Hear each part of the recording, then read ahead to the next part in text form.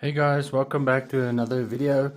So my previous video, you'll see that I just unboxed external hard drive, a WIKD. It's on my channel, go and have a look at it.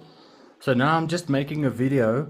I plugged it into my daughter's Xbox, and once you switch it on, this is the exact menu that you will see. So very important, what you need to choose here is if you format it for media, this option here on the left hand side, then you won't be able to store games on it.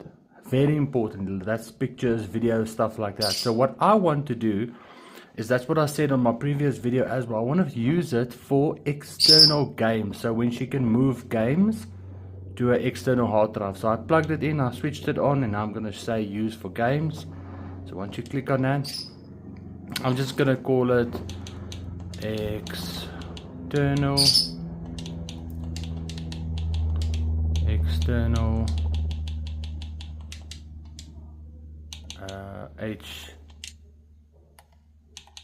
HDD, and then format storage device. Click on that.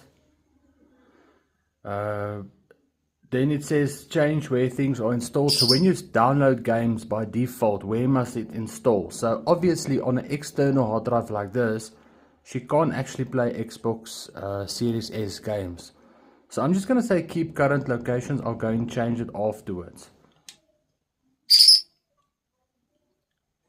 This drive will stay attached to this console because she's not going to share it with anybody else. So I'm just going to say that one, yes.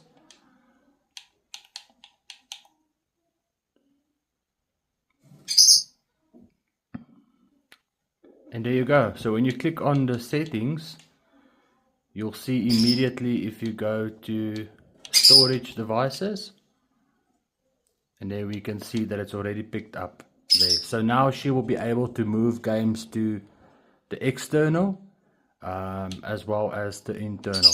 So it's empty here. So I hope you find this valuable, guys. Have a great day. See you again.